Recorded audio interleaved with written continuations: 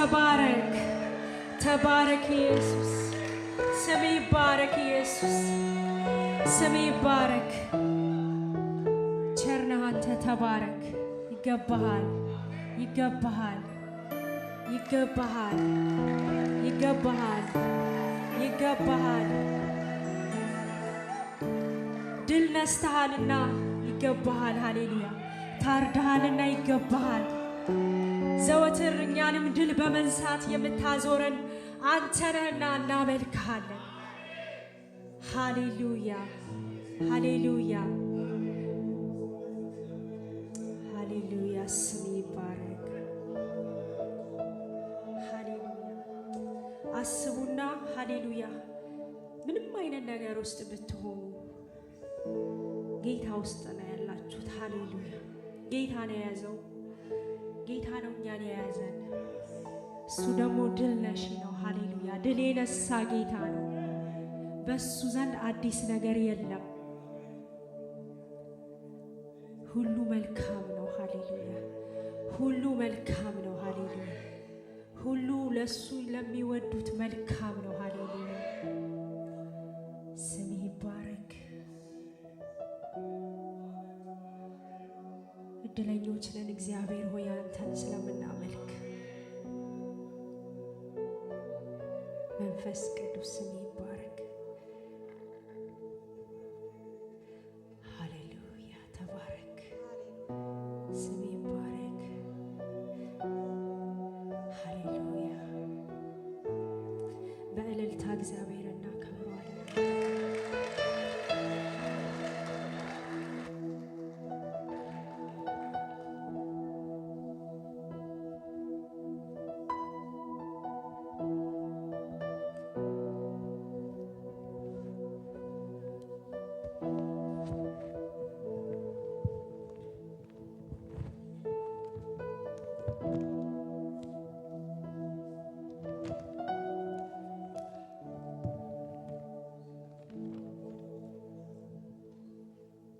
እግዚአብሔር ይመስገን ስለ እግዚአብሔር ክብርና አምጣት ሃሌሉያ ዋው ነፍስም አልቀረልኝ ጌታ ይመስገን መዘምራን ጌታ ይባርካቸው ዝኒ ሃሌሉያ ጸሎት ደግሞ የሚያመጣችልን አኪን ጌታ ይባርካቸው አንድ መንፈስ ተካፈልኩ ከሁለቱም ነገር ማለት ነው እግዚአብሔርን ማግነን በቃ እግዚአብሔርን ማግነን ነው ሶሉሽን ችግርን መተንተን ሶሉሽን አይደለም እግዚአብሔር ገኖ የታየበት የሚገለጥበት አይምሮ ሁሉ ጊዜ መውጫ አለው ወገኖች እግዚአብሔርን እንድናገነው ነው የተጠራ ነው በችግሮቻችን ውስጥ ሆነን እግዚአብሔርን አናየውም በእግዚአብሔር ውስጥ ሆነን ችግሮቻችንን እናያለን እንጂ ሁኔታዎቻችን እግዚአብሔርን እንዲነግረን አንጠይቅም አንፈቅድለትም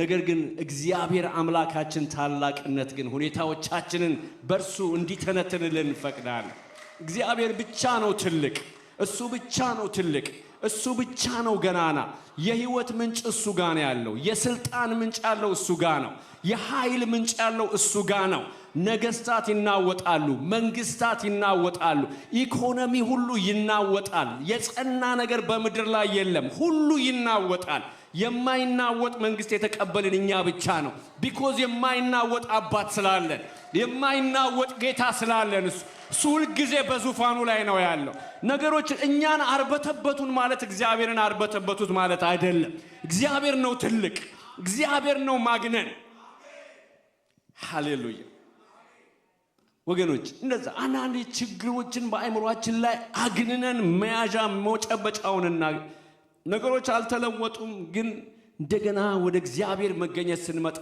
ሁሉ ነገር አቅም ያጣል እግዚአብሔር ይመስገን አንድ መዝሙር አለ ችግሩ መጣና ምን አለኝ ጠየቀኝ አሁንም ታመልካለህ ወይ አለኝ አዎ አመልካለሁ እግዚአብሔር ይመስገን ሃሌሉያ ዘ ሶሉሽን እግዚአብሔርን ማግነን ነው በህይወታችሁ እሱ አይናወጥም እሱ በስፍራው ነው ትላንት የሚወድህ አባት ዛሬም ይወድሃል ትላንት ከክፉ የጠበቀህ ጌታ ዛሬም ይጠብቀሃል ትላንትና የጠራህ ጌታ ዛሬም የታመነ ነው በመዞር የሚደረግ ጥራ መለወጥ በሱ ዘንድ የለም እግዚአብሔር የሰው ፊት አይቶ የማያደላ አምላክ፣ ሰውን ሁሉ የሚወድ ልጆቹን ደግሞ በደሙ ያጠበ ያጸደቀ የቀደሰ የባረከ የራሱ ያደረገ ጌታ ሁልጊዜ አምላካችን የታመነ ነው።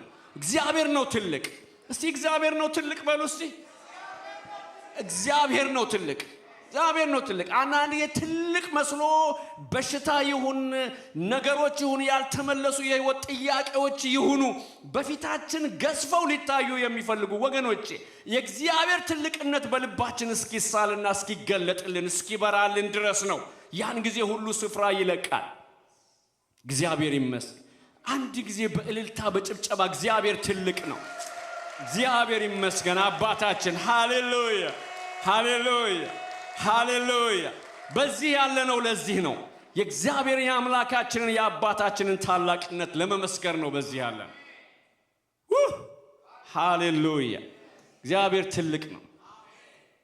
እግዚአብሔር የተመሰገነ ይሁን። ይህን መንፈስ ነው የጠጣ ነው በአምልኮም በጸሎትም። ጌታ ይመስገን። ኦ ኢየሱስ እግዚአብሔር ትልቅ። እግዚአብሔር ይመስገን። እንዴት ናችሁ? ሰላም ናችሁ? እግዚአብሔር የተመሰገነ ይሁን። አንዳንድ ማስታወቂያዎችን እናገራለሁ። ከዛ በፊት እግዚአብሔርን ከኛ ጋር ለማምለክ አዲስ የመጣችሁ ሰዎች አላችሁ። በዚህ እናንተን ዌልካም እንድንላችሁ። ኦኬ። በዚህ አለ አዲስ የመጣችሁ ሰዎች አላችሁ። በዚህ ወንድሜ አዲስ ማን ልበል ስምህ? ታምራት ጌት ነው ከቴክሳስ። እግዚአብሔር የተመሰገነ ይሁን። ታምራት እንኳን ደህና መጣህ የኔ ወንድም። እዚህ ባለህበት ጊዜ ሁሉ ከኛ ጋር እግዚአብሔርን እንድታመልክ ወደዚህ ወደ ኃያላን ጉባኤ ደግሞ እንጋብዛለን። ተባረክ የኔ ወንድም። በዚህ አላችሁ አዲስ የመጣችሁ ሰዎች በዚህ አላችሁ። ኦኬ። እግዚአብሔር የተመሰገነ ይሁን። አንድ የቪቢኤስ ማስታወቂያ አለ። እሱን መሳይ ብታወጣልኝ።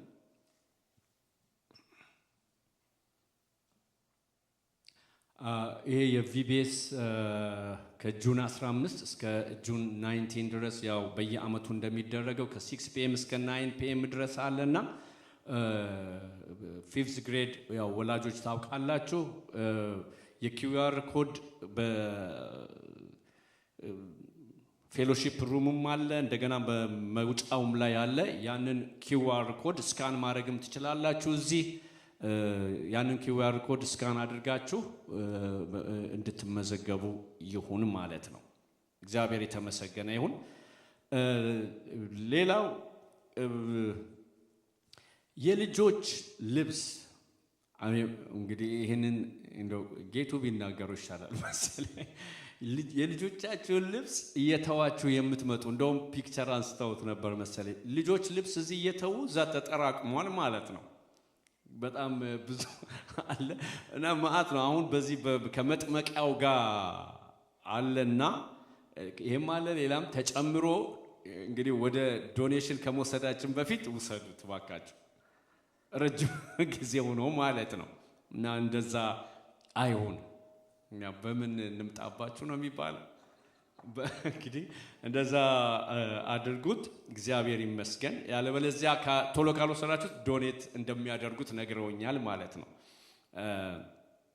ሌላው የጸሎት ጊዜ አንድ የጸሎት ጊዜ ያለንን ነገር ብታወጣው ይሄ በቤተ ክርስቲያን ውስጥ የሚደረግ በቴሌኮንፈረንስ የጸሎት ጊዜ ነው። ዘውትር ጠዋት ከ11 ሰዓት እስከ 12 ሰዓት እና ማታ ከ9 እስከ 10 ድረስ እንትኑን ያዙትና በዛ በቤተ ክርስቲያን በቴሌኮንፈረንስ ላይ እንድትካፈሉ ይሁን። አሁንም እንደቀጠለ ነው ማለት ነው። እግዚአብሔር የተመሰገነ ይሁን። ሌላ የወንዱን ልጅ የግራጁዌሽን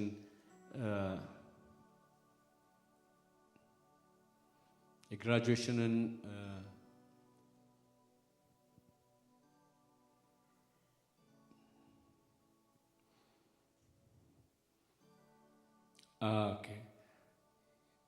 የወንዱና የአስቱ እግዚአብሔር ይመስገን በሜይ 30 ነው ግራጁዌሽኑ። እዛ ጋር ለአንበሳው እስቲ ቁም እስቲ ቁም።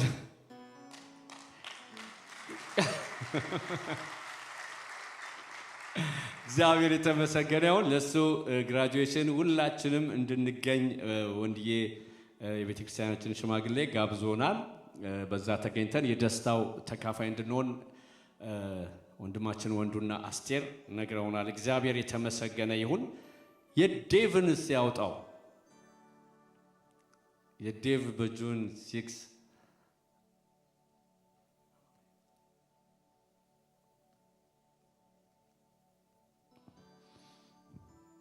እግዚአብሔር ይመስገን።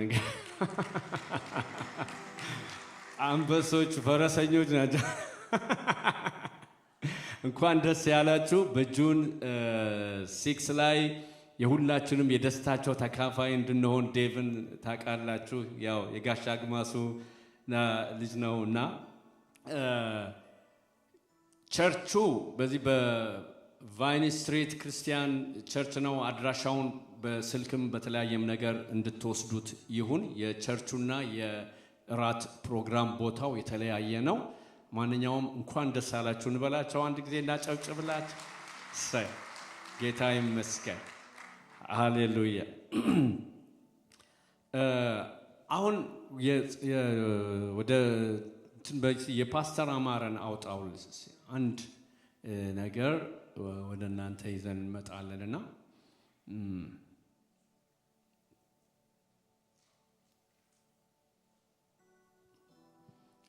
አውጣው የሚለው ነገር በዛባችሁ መሰለኝ። ይቅርታ እንደምትታገሱኝ እኔ ወንድማችሁን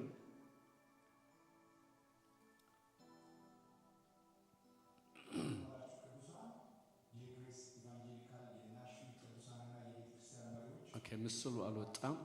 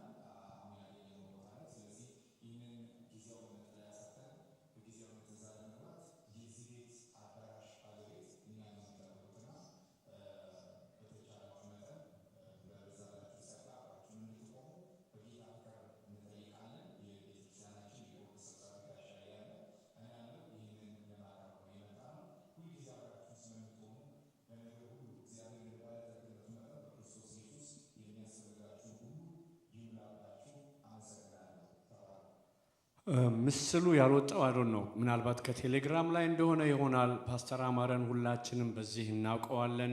የመጣ ጸጋን የሚያካፍለን ነው። እንደገናም እቺ ቤተክርስቲያን በሀገር ቤት ለምትሰራቸው የቸርነት ስራዎች ሁሉም መካከለኛ ሆኖ በሱ በኩል ነው ብዙዎቹን ነገሮችን የምናከናውነው የምናደርገው ማለት ነው።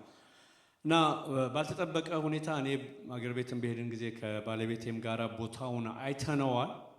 የሚያመልኩበትም በጣም ትልቅ ቸርች ነው። በጣም ብዙ ህዝብ ያለበት ነው። ግን ቦታው መልማት ስላለበት ፎቆች ስለሆነ ከፎቅ ውጪ ሌላ ነገር መስራት አይቻልም ተብለው እንዳለ አካባቢውን እያፈረሱት ነውና በህንጻው ላይ የሚሰሩትን ነበርና የሚያሳየን በዚህ አጭር ጊዜ ውስጥ የራሳቸውን ነገር ቦታ ተሰጥቷቸዋል። ኦልሬዲ በቦሌ ቡልቡላ የሚባለው አካባቢ ያንን ገና ያጠናቀቁ ነው። ኦልሞስት አልቋል። ግን እዛው ገንብቶ በዚህ ሰዓት ወደዛ ለመሄድ የሚያስችልም ጊዜም የለም። በዛ ሰዓት ይሄንን ነቃቅሎ ወደዛ ለመሄድም ማለት ነውና የኪራይ 1 ዓመትና ተጠይቀዋል። ሌላ አዳራሽ ውስጥ የ2 ዓመት እንደዚህ ከፍለው ማለት ነው። ያንን ለማድረግ የቅዱሳንን እርዳታ ፈልገዋል ማለት ነውና እኛም ደግሞ በዚህ ቸር ስራ እንድንተባበር በእውነት እኔ በዚህ ጉባኤ በጣም ነው ልቤ ደስተኛ ነው።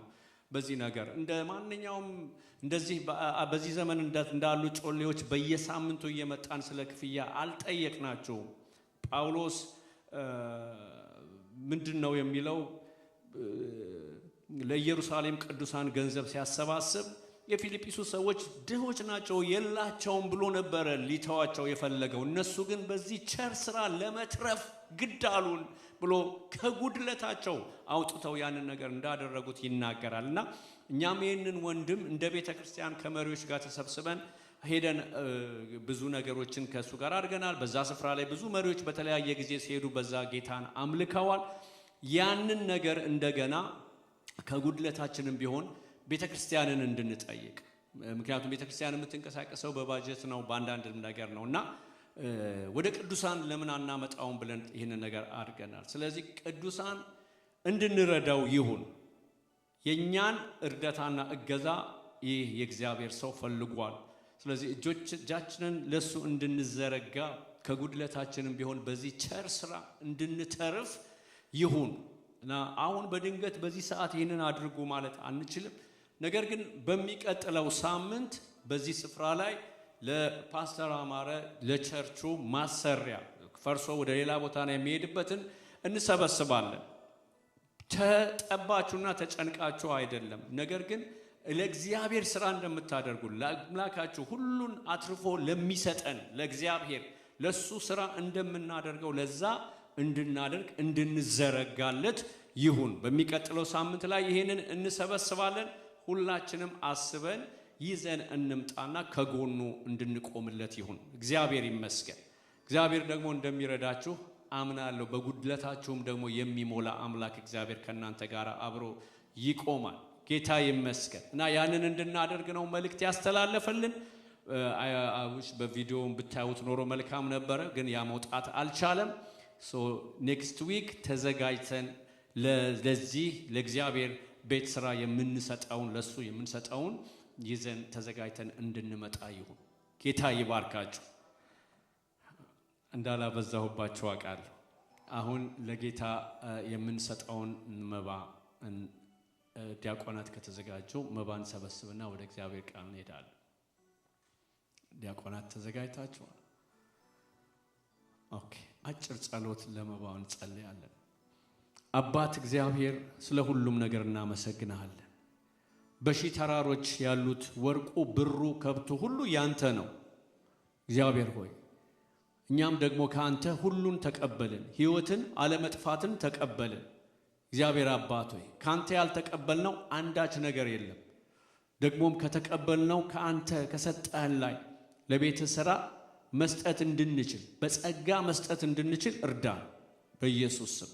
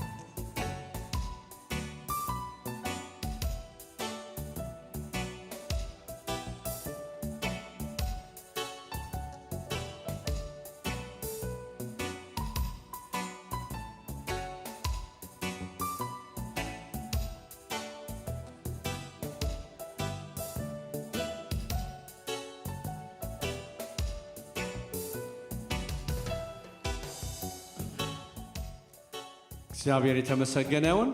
አሁን በመጨረሻ አንድ ፕሮግራም አለን። ዲያቆናት ዝግጁ ናቸው? ዛሬ የእናቶች ቀን ነው። እስቲ አጨብጭቡላቸው እስኪ ለእናቶች። እግዚአብሔር የተመሰገነ ይሁን። እነኚህ በዲቦራ መንፈስ ያሉ ናቸው እኛ ጋር ያሉት። ጌታ ይመስገን። እስቲ እህቶች እስቲ አጨብጭቡ ለራሳቸው። እግዚአብሔር ይባርካቸው። ጌታ ይመስገን። አሁን ለእህቶች አበባ ዲያቆናት ለእህቶች አበባ እናድላለን ብለዋል።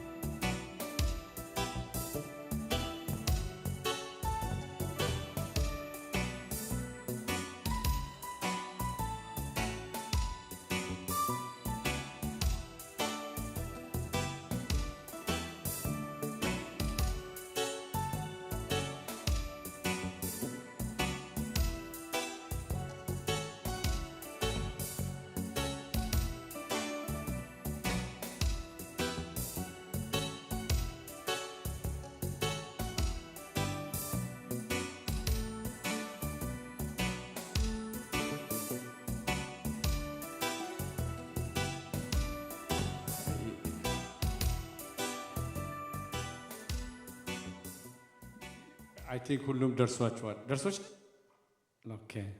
እግዚአብሔር እስኪ ከፍ አድርጉት እስቲ። ጌታ ይመስገን። እግዚአብሔር የተመሰገነ ይሁን። እንኳን አደረሳችሁ። ደስ የሚል ፒክቸር አይቼ ነበር እዚህ ጋር። አሁን የእግዚአብሔርን ቃል የምንሰማበት ጊዜ ነው። ፓስተርን ወደዚህ እጠራለሁ። እግዚአብሔር ይመስገን።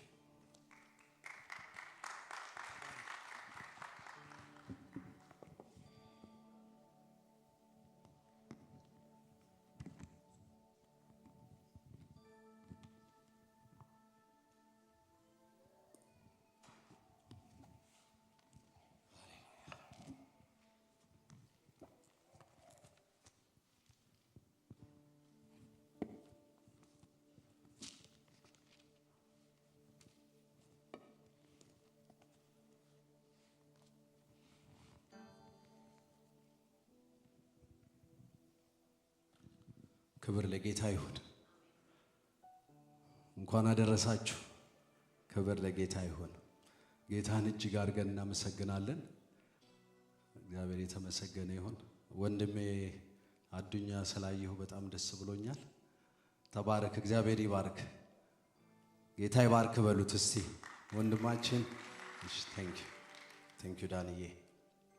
እሺ እግዚአብሔርን እጅግ አድርገን እናመሰግናለን። እስቲ እንጸልይ። ሃሌሉያ እናመሰግናለን እናመሰግናለን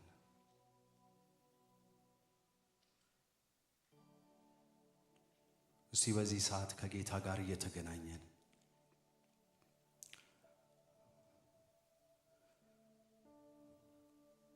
ለጌታ መስጠት ያለብንን ነገር ሁሉ ሰጥተናል እግዚአብሔር አምላክ ደግሞ ዛሬ ከእርሱ የሆነው ነገር ወደኛ እንዲመጣ በዚህ ሰዓት እስቲ እንጸልይ ቃሉን ላከፈወሳቸው ይላል የሚፈውስ ቃል የሚያቆም ቃል እኔ የምናገረው ቃል አለ ቃል ብቻ ሳይሆን መንፈስም ነው አለ ጌታ መንፈስ ሲመጣ የሰው ሕይወት ይለወጣል መንፈስ ሲመጣ ቀንበር ይሰበራል መንፈስ ሲመጣ አርነት ይሆናል ዛሬ በዚህ ሰዓት እስቲ ወገኖቼ በምን አይነት ሁኔታ ወደዚህ ቤት እንደመጣችሁ አላቅም ነገር ግን አንድ ነገር አስረግጬ ለነግራችሁ የምፈልገው ነገር አለኝ እንደ ቃሉ ሁለትም ሶስትም ሆናችሁ በመተሰበሰቡበት እኔ በዛ አገኛለሁ ያለ ጌታ ግን በመካከላችን አለ ስለተሰማን ስላልተሰማን ስለመሰለን ስላልመሰለን ሳይሆን ቃሉን የሚያከብር ጌታ ቃሌ ከሚያልፍ ሰማይና ምድር ቢያልፍ ይሻላል ያለ ጌታ በመጽሐፍ ቅዱስ ላይ ጌታ አደርገዋለሁ ብሎ ያለው ነገር ሁሉ በጉባኤ ቢሆን በግል በስራ ቦታ ይሁን በቤተሰብ ጌታ ያለው ሁሉ ይፈጸማል ለምን የእግዚአብሔር ቃል እውነት ነው እግዚአብሔር እውነት ነው ስለዚህ በዚህ ሰዓት እንጸልያለን ጌታ ሆይ መንፈሴን ክፈትልኝ ማዳመጥ እንድችል መንፈሴን ክፈትልኝ ልቤን ክፈትልኝ ዘሪ ሊዘራ ወጣ ይላል አንዳንዱ በመንገድ ዳር ወደቀ ይላል አንዳንዱ በጭንጫ አንዳንዱ በሾህ አንዳንዱ ደግሞ በመልካም መሬት ላይ ወደቀ ይላል እነኚህ እግዚአብሔርን ቃል ሰምተው አለ ጌታ ሲተረጉም በደስታ የሚቀበሉ ናቸው አለ ሁሉም በደስታ ተቀብለዋል ነገር ግን አንዳንዶቹ በመንገድ ዳር የወደቀው ወፍ መጥቶ በላው ይላል ቃሉን ሰምተውታል ነገር ግን ወፍ መጥቶ በላው በጭንጫ ላይ የወደቀው ደግሞ ስር ስለሌለው ደረቀ አለ ተቀብለዋል ደስ ብሏቸው ተቀብለዋል ነገር ግን ስር ስለሌለው ደረቀ በሾህ ላይ የወደቀውም እንደዛው በደስታ ተቀብለዋል ነገር ግን የዚህ ዓለም ባለጠግነት ቃሉን አነቀው ስለዚህ ማፍራት አልቻለም በመልካም መሬት ላይ የተዘራው እሱ ግን 30 60 እና 100 አፈራ አለ ዛሬ በጌታ በኢየሱስ ክርስቶስ በመልካም መሬት ላይ እንደተዘራው የጌታ ቃል በሚነገርበት ጊዜ በሕይወታችን ላይ እንደዛ ማፍራት ይሆንልን ይችላል ጌታ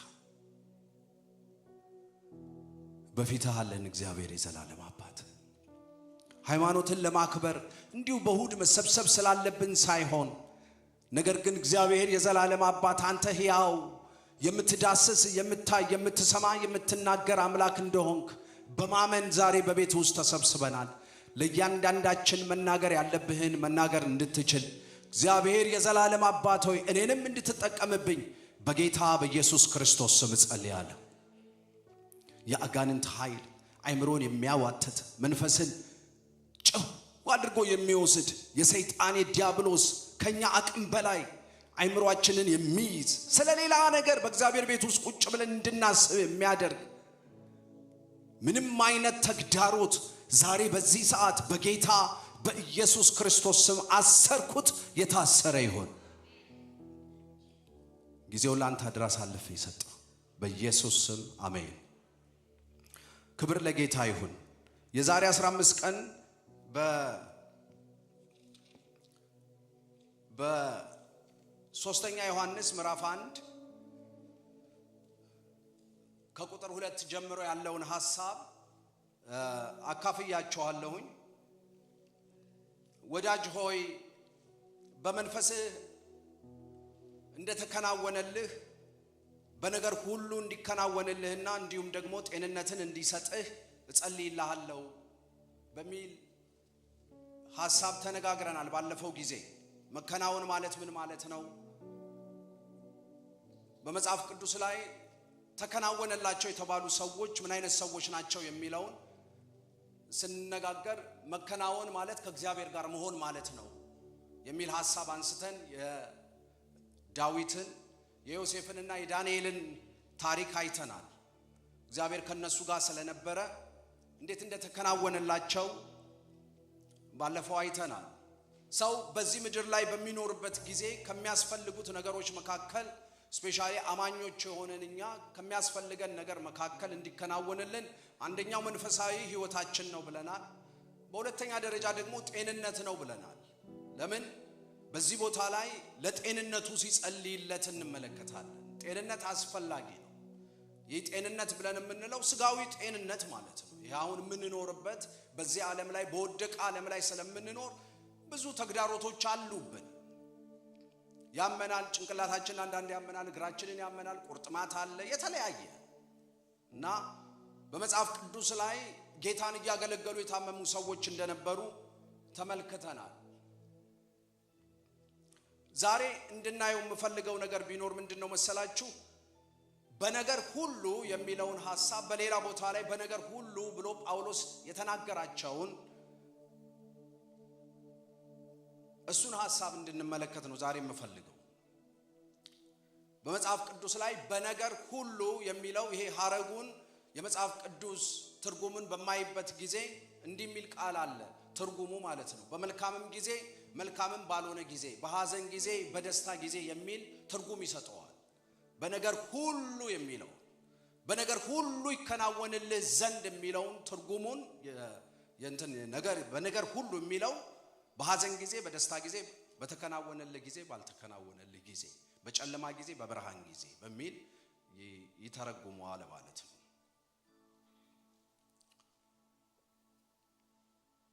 ዛሬ እሱን እናያለን። ጳውሎስ በአንደኛ ጢሞቴዎስ ምዕራፍ 4 ቁጥር 15 የምንችል ሰዎች አውጥተን እናነባለን። አንደኛ ጢሞቴዎስ ምዕራፍ 4 ቁጥር 15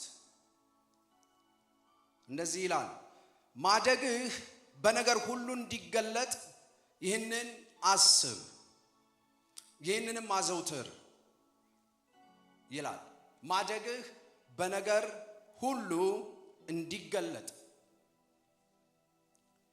የድሮ ትርጉም ምን ይላል? ማደግህ በነገር ሁሉ ይገለጥ ይላል።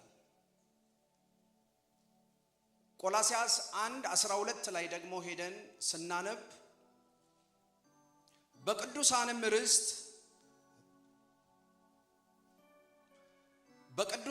ርስት በብርሃን እንድንካፈል ያበቃንን አብን እያመሰገናችሁ በነገር ሁሉ ደስ ልትሰኙ ለጌታም እንደሚገባ ትመላለሱ ዘንድ እለምናለሁ ይላል። በነገር ሁሉ ደስ እንድትሰኙ የሚል ቃል እናነባለን። እንዲሁም ፊልጵስዩስ ምዕራፍ 4 ቁጥር 4 ላይ ያለውን ሐሳብ ስናነብ ብዙዎቻችን የምናውቀው ነው። ለጸሎት ጊዜ የምንጠቀምበት ቃል ነው። ጌታ ቅርብ ነው፣ በነገር ሁሉ በጸሎትና በመልጃ ከምስጋና ጋር ልመናችሁን አስታውቁ እንጂ በአንዳች አትጨነቁ ይላል። እነኚህን 3 ሐሳቦች ነው ዛሬ እንድንነጋገር የምፈልገው ማለት ነው። ለጢሞቴዎስ ማደግህ በነገር ሁሉ ይገለጥ ይለዋል። ማደግህ በነገር ሁሉ ይገለጥ። ጳውሎስ ለጢሞቴዎስ ይህንን መልእክት በሚጽፍበት ጊዜ ጢሞቴዎስ በነበረበት ቤተክርስቲያን ውስጥ በኤፌሶን ነው የነበረው። ጢሞቴዎስ ወደ 5 የሚሆኑ ተግዳሮቶች ነበሩበት ጢሞቴዎስ። የመጀመሪያው ተግዳሮቱ ጢሞቴዎስ በነበረበት በአገልግሎቱ ሐሰተኛ አስተማሪዎች ነበሩ። ስለዚህ ምን ይለዋል? መጨረሻ የሌለውን ትምህርት የሚያካፍሉ ወይም ደግሞ የሚያስተምሩ ሰዎች ስለነበሩ ከዚህ አይነት መጨረሻ ከሌለው ተረት ከባልቴቶች ተረት ራስህን ለይ ሽሽ ይለዋል። የመጀመሪያው ተግዳሮቱ ጢሞቴዎስ በነበረበት ቦታ ሐሰተኛ አስተማሪዎች ነበሩ። በሁለተኛ ደረጃ የጢሞቴዎስ ተግዳሮት የነበረው ፍርሃት ነው።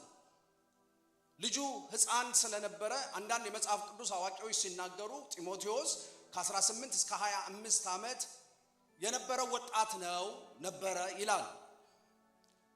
ስለዚህ ጳውሎስ በሁለተኛ ጢሞቴዎስ ላይ ሄዳችሁ በምታነቡበት ጊዜ እግዚአብሔር የፍርሃትን መንፈስ ሳይሆን ራስን የመግዛት መንፈስ ነው የሰጠን ብሎ ሲነግረው ወይም ሲጽፍለት እንመለከታለን። ስለዚህም ባለህበት ቦታ ካንተ የበላለጡ ሌሎች ሰዎች ቢኖሩም የሚያስፈሩ ሰዎች ቢኖሩም ነገር ግን አትፍራ ይለዋል ማለት ነው። ፍርሃት ነው የሁለተኛው ተግዳሮቱ። የሶስተኛው ተግዳሮቱ ደግሞ ንቀት ነው። ሰዎች ይንቁት ነበር። እንዳልኳችሁ በሕፃንነቱ ስለተቀባ በሕፃንነቱ ስለተጠራ አንዳንድ ሰዎች እያዩት ምን በዚህ ሰው አሁን እግዚአብሔር ሊጠቀም ይችላል፣ ትንሽዬ ልጅ ነው። ብዙ ተለቅ ያሉ ሰዎች የሚያስተምሩ የሉም እንዴ አይነት ነገር ይናገራሉ አንዳንዶች። ተለቅ ያለ ሰው የለም እንዴ? ስለዚህ ጳውሎስ ያንን ስላየ ምን ይለዋል? ታናሽነትህን ማንም ምን አይበለው አይናቀው ይለዋል። ለምን ይንቁት ነበር ጉባኤ ውስጥ። የኤፌሶን ቤተክርስቲያንን በምናጠናበት ጊዜ የኤፌሶን ቤተክርስቲያን ውስጥ የተሰበሰቡ ሰዎች ብዙ ትላልቅ ሰዎች የነበሩበት ነው። ለዚህ ነው ሲመክረው ሽማግሌውን አትገስጸው፣ ትላልቆቹን አትገስጻቸው፣ በአንተ ዕድሜ ውስጥ ግን ያሉትን አንዳንዶቹን እንደ እህት አንዳንዶቹን ደግሞ እንደ ወንድም አድርገህ ገስጻቸው ይለዋል። ሚክስድ ነው ቤተክርስቲያን። በዛ ውስጥ እያለ የጢሞቴዎስ ሌላው ተግዳሮት ምንድነው? ሰዎች እግዚአብሔር አምላክ እንደጠራው አይቀበሉም ነበር። ስለዚህ ይንቁታል። እንዴት ነው ይሄ ቤተክርስቲያን ማስተዳደር የሚችለው? እነሱ ያዩት የሰውየውን የልጁን ሕፃንነት ነው እንጂ በሱ ውስጥ ያለውን ትልቁን እግዚአብሔር አላዩም ነበር። ብዙውን ጊዜ አሁንም ባለንበት ዘመን የብዙ ሰዎች ችግር ምን እንደው ታውቃላችሁ? ትከሻ እናያለን።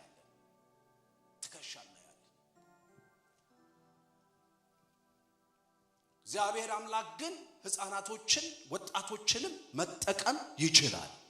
ኧረ አሜን በሉ። ይጠቀማል። ልጆቻችንን መጠቀም ይችላል። ጢሞቴዎስ ይህም ተግዳሮት ነበረበት። ሪጀክት የሚደረግ ሰው ነበር። ሪጀክሽን ነበረው። እኛ ያው እግዚአብሔር እንግዲህ ወደ ፉል ታይም ስንመጣ በጣም ወጣት ሆነን ነው አብዛኞቻችን የመጣ ነው። አንዴ ምን ሆነ፣ በስልክ ብቻ የሚያውቁኝ አገልጋይ ወደዚህ ከተማ እንዲመጡ ጠራዋቸው። ስለዚህ ኤርፖርት ልቀበል ሄዱ። ኤርፖርት ልቀበል ሲሄድ አንዳንድ ቤተክርስቲያን ፓስተሮቹ አይሄዱ፣ ራይድ የሚሰጥ ነው ሄዶ የሚቀበላቸው አገልጋዮቹ። እና ልክ ስቀበላቸው ፓስተሩ ልከው ነው አሉኝ። አይ አይደለም እኔ ነኝ ፓስተሩ። አንተ ነህ ፓስተሩ? ያኔ እንዳሁኑ ትንሽ ወጣት ነበርኩኝ። አሁንም ወጣት ነኝ። ክብር ለጌታ ይሁን። አሁንም ወጣት ነኝ። አልፈርድባቸውም። ለምን ሲያዩኝ ወጣት ነኝ። እንዴት ነው ቤተክርስቲያን ይሄ ልጅ ሊመራ የሚችለው? እንዴት ሊያስተዳድር ይችላል? ለምን የሰው ተፈጥሮ ገዘፍ ያለ ሰው መስማት እንወዳለን። ገዘፍ ያለ ሰው በድሮ ጊዜ ደግሞ ጺማቸው ወረድ ያለ ሰው መስማት ሰው ይወዳል። ለምን እንደሆነ አላቀም የሰው ተፈጥሮ። እግዚአብሔር ግን ሲጠራ ሕፃናቶችንም ይጠራል፣ ወጣቶችን ይጠራል። በሰው ፊት የደከሙ የሚመስሉ እነሱን ይጠራል። ዳዊት በተጠራበት ጊዜ በዓይኑ ውስጥ የሚገባ አልነበረም። ከዳን እስከ ቤርሳቤ ድረስ ቃሉ ጠብ የማይል ያ ሳሙኤል ተሳስቷል። በፊት ተሳስቷል። ፊቱን አይቶ ተሳሳተ። ሊቀባው የሄደው ሰው ኤልያብ ነው። ትከሻው ሰፊ ነው። ሄዶ ሊቀባው ሲል የጌታ መንፈስ ኖ አለ። ኖ እሱ ጋር አይደለም ያለው፣ እሱ ጋር አይደለም ያለው። ሌላ ብላቴና አለኝ፣ እንደ ጢሞቴዎስ አይነት ብላቴና፣ በጉን የሚያቅ ከበጉ ጋር አብሮ የሚውል አብሮ የሚወጣ አብሮ የሚገባ አብሮ የሚበላ በጉን የማያስበላ ሌላ አለኝ፣ በምድረ በዳ የሚያቀኝ እሱን ነው የምፈልገው አለ። ዳዊት በመጣ ጊዜ ተቀባ፣ እንደ ልቤ ተባለ። የፊት ጉዳይ ሳይሆን የምርጫ ጉዳይ። ክብር ለጌታ ይሁን። ተግዳሮቱ ይሄ ነበር። ሶስተኛ ተግዳሮት። አራተኛ ተግዳሮት የጢሞቴዎስ አራተኛው ተግዳሮት የቤተ ክርስቲያን ሸክም ነው። በቤተ ክርስቲያን ውስጥ ብዙ አገልግሎቶችን ይሰጠዋል። ሽማግሌዎችን መሾም፣ ዲያቆናቶችን መሾም፣ ባልቴቶችን ማስተማር፣ ወጣቶችን ማስተማር፣ በጣም ብዙ ሸክም። በቤተ ክርስቲያን ውስጥ ያለ አገልግሎት አንዳንድ ሰዎች የመድረክ ብቻ ይመስላቸዋል። የመድረክ ብቻ አይውሽ በሆነ አይደለም። እንደዚህ የቤተ ክርስቲያን ሸክም ብዙ ነው። ብዙ ችግር አለ። የቤተሰብ ችግር አለ፣ የፋይናንስ ችግር ያለበታል፣ የጤንነት ችግር ያለበታል። ብዙ ነው። ስለዚህ ይሄ ብላቴና ያንን ሁሉ ተሸክሞ ነው ያለው። አስቡት፣ ይሄው ተግዳሮት። ሌላው ተግዳሮቱ ደግሞ ምንድነው? ሆዱን ያመው ነበር። በሽታ ተሸክሞ ነው የራሱ መጽሐፍ ቅዱስ ለሆድህ ህመም ካለ ሆዱን ይታመም ነበር ማለት ነው። ልጁ ሆዱን ይታመም ነበር። ይታመማል ግን ያገለግላል። ይታመማል ግን ቤተ ክርስቲያን አይቀርም። ይታመማል አሁንም እግዚአብሔርን እያየ ወደፊት ይሄዳል። እንደዚህ አይነት ሰው ነበረ የጢሞቴዎስ። አንደኛ ጢሞቴዎስ 6 ምዕራፎች አሉት። ሁለተኛ ጢሞቴዎስ 4 ምዕራፎች አሉ። እነሱ እንደምራችሁ ብትጨምቁት የጢሞቴዎስ ተግዳሮት እነኚህ ናቸው። አሁን በዚህ ተግዳሮቱ ውስጥ ያለውን ጢሞቴዎስ እዚህ ቦታ ላይ ይመጣና ምን ይለዋል? በአንደኛ ጢሞቴዎስ ምዕራፍ 4 ቁጥር 15 ላይ ማደግህ በነገር ሁሉ ይገለጥ ይለዋል። ከዛ በፊት ግን ያለውን አንድ ቨርስ ወደ ላይ ወጣችሁ ብታነቡ የሚገርም ቁልፍ ነገር ይነግረዋል። ቅድም እንዳልኳችሁ በነገር ሁሉ የሚለው ሐረግ የሚተረጎመው በመልካምም ጊዜ በክፉም ጊዜ በሐዘንም ጊዜ በደስታም ጊዜ ነው የሚተረጎመው። ወደ ላይ ከፍ ስትሉ አንድ ነገር ይነግረዋል። የሚነግረው ምንድነው? ሽማግሌዎች ባንተ ላይ በጫኑብህ ጊዜ፣ ሃሌሉያ፣ ሽማግሌዎች ባንተ ላይ በጫኑብህ ጊዜ የተቀበልከውን የመንፈስ ቅዱስን ስጦታ ቸል አትበል። ያ የመንፈስ ቅዱስ ስጦታና መንፈስ ቅዱስ ነው የሚያሳድግህ ማለት ነው። ከፍ ብላችሁ ስታነቡ በሁለተኛ ጢሞቴዎስ ምዕራፍ 1 ላይ ደግሞ ይሄንኑ ነገር ሲደግም እንመለከታለን። ጳውሎስ የሚደግመው ምንድነው? እጄን እኔ በጫንኩብህ ጊዜ የተቀበልከውን የእግዚአብሔርን ስጦታ አነቃቃ ይለዋል። ሁለት ጊዜ ነው ያለው። አንደኛው ላይ አነቃቃ ይለዋል፣ አንደኛው ላይ ቸል አትበል ይለዋል። በሌላ አነጋገር ምንድነው መሰላችሁ? እነኛን ሁሉ ተግዳሮቶች ጸጥ የሚያደርግ እነኛን ሁሉ ተግዳሮቶች ጸጥ አድርጎ በትክክለኛ መንገድ በመልካምም ጊዜ በክፉም ጊዜ በሐዘንም ጊዜ እንዲሁም በደስታ ጊዜ እንድታድግ የሚያደርግህ አንድ ነገር ነው። እሱ ምንድነው? መንፈስ ቅዱስ ነው። ሃሌሉያ! ካለ መንፈስ ቅዱስ ምንም ነገር ማድረግ አንችልም ወገኖች።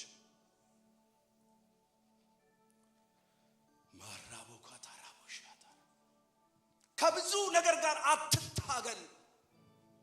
ያኛው ንቆሃል፣ ተወው። ይሄኛው ሰድቦሃል፣ ተወው። አንተ ግን አንድ ነገር አድርግ። ወደ ኋላ ሂድና ሽማግሌዎች የጫኑብህ ጊዜ ትዝ ይልሃል? አዎ፣ ያኔን አስብ። ያኔ በጫኑብህ ጊዜ የተቀበልከውን የመንፈስ ቅዱስ ስጦታ። ሃሌሉያ! መንፈስ ቅዱስ አሁንም በጌታ በኢየሱስ ክርስቶስ ስም ይምራን። መንፈስ ቅዱስ የውላችሁ ለቤተ ክርስቲያን ጌታችን ኢየሱስ ክርስቶስ ባለፈው 15 ቀን ተናግሬያለሁ። እግዚአብሔር ከሰጠው ትልቅ ስጦታ መካከል አንደኛው መንፈስ ቅዱስ ነው። መጽሐፍ ቅዱስን ስናጠና የሐዋርያት ሥራ ይላል። የምናጠናው የሐዋርያት ሥራ ተብሎ ነገር ግን እኔ አንዳንዴ የሐዋርያት በርግጥ ሥራ ነው እላለሁ። የሐዋርያት ሥራ አይደለም፣ የመንፈስ ቅዱስ ሥራ ነው። የመንፈስ ቅዱስ ሥራ ነው። መንፈስ ቅዱስ በእነሱ ውስጥ አልፎ የሰራበት መጽሐፍ ማለት ነው። ጳውሎስ በአንደኛ ቆሮንቶስ ምዕራፍ 12 ላይ ከቁጥር 1 እስከ 9 አካባቢ ለቤተ ክርስቲያን ስለተሰጡ የመንፈስ ቅዱስ ስጦታዎች ይናገራል። በደንብ ስሙኝ። ዛሬኛ ያለንበትን ነገር እስካሁን ራሳችን እንድናደርግ ነው፣ ሌላ ነገር አይደለም። እነኛ የመንፈስ ቅዱስ ስጦታዎች ምንድን ናቸው? አንደኛ የጥበብ ቃል። ለቤተ ክርስቲያን የሚያስፈልግ ለቤተ ክርስቲያን የተሰጠ ስጦታ አንደኛ የጥበብ ቃል ይላል።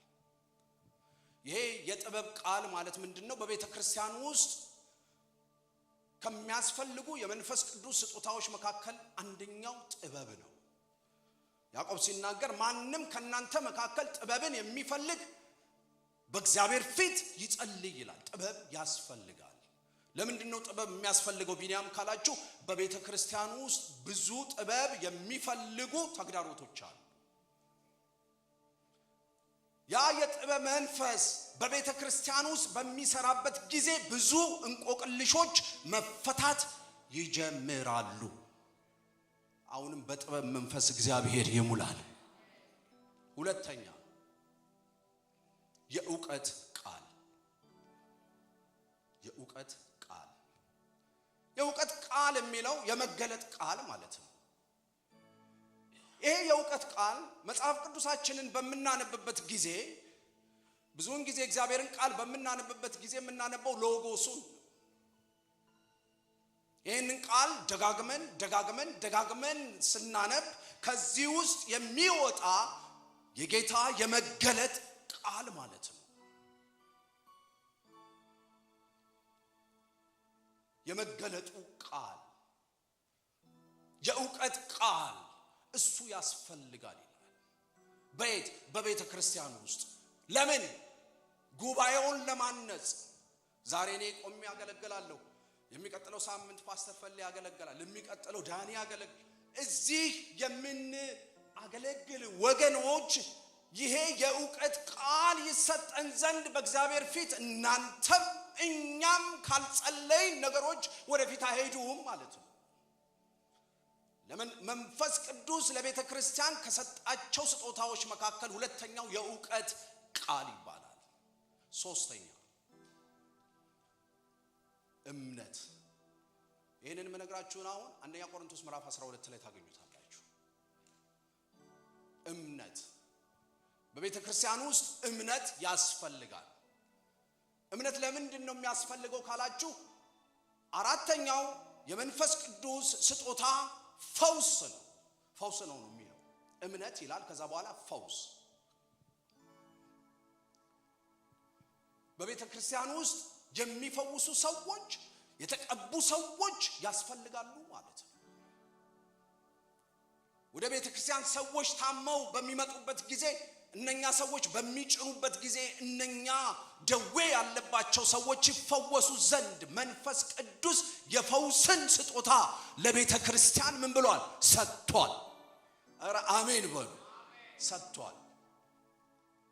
ባይ ዲፎልት እግዚአብሔር አምላክ የፈውስን ስጦታ ለማን እንደሰጠ ታውቃላችሁ? መጽሐፍ ቅዱስ በግልጽ የሚናገረው ለቤተ ክርስቲያን ሽማግሌዎች፣ ለቤተ ክርስቲያን ሽማግሌዎች ብናምንም ባናምንም ተሰጥቷል። ለምን? ከናንተ መካከል ማንም የታመመ ቢኖር የቤተ ክርስቲያን ሽማግሌዎችን ይጥራ፣ እነሱም በዘይት ደዌውን ይጸልዩለት፣ እምነቱም ደግሞ የደዌውን ኃይል ያስወግዳል ወይም ይፈውሰዋል ይላል። ማን በሚጭንበት ጊዜ? የቤተ ክርስቲያን አገልጋዮች። ሞኞች እንዳትሆኑ ወገኖቼ። የታመማችሁ ሰዎች ሽማግሌዎች አሉ እዚህ። ያ ስጦታ ለእያንዳንዳችን መሰጠት በእኛ ላይ መገለጥ አለበት ነው የሚለው የፈውስ ስጦታ። ይቀጥልና ደግሞ ተአምራትን የማድረግ ይላል። ተአምራትን የማድረግ ለማ? ለቤተ ክርስቲያን። ይቀጥልና ደግሞ ምን ይላል? ትንቢትን መናገር ደግሞ ይላል። ትንቢትን መናገር ደግሞ ይላል። በቤተ ክርስቲያን ውስጥ የሰራዊት ጌታ እግዚአብሔር እንደዚህ ይላል ይባል ነበር ድሮ በጉባኤ ውስጥ። አንዱ ሰው ከዛ በልሳን የሆነ ነገር ሲናገር በዚህ በኩል ያለው ያንን ይተረጉማል። የትንቢት ይሄ አሁን የተተረማመሰውን አይደለም እምላችሁ፣ ኩልል ያለ የጌታ ድምጽ ማለት ነው። ኩልል ያለ የጌታ ድምጽ። ያ ድምጽ የትንቢት መንፈስ በዚህ ጉባኤ ውስጥ ያስፈልገናል።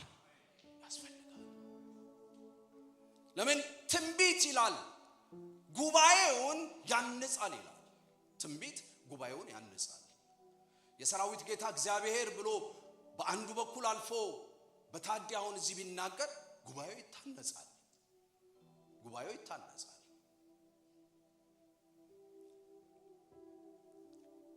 የትንቢት ይልና ከዛ ይቀጥልና ደግሞ ምን ይላል መሰላችሁ?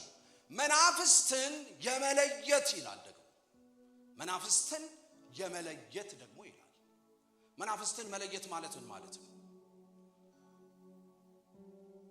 ዛሬ ይቅርታ አድርጉልኝ ይህንን በመናገሬ፣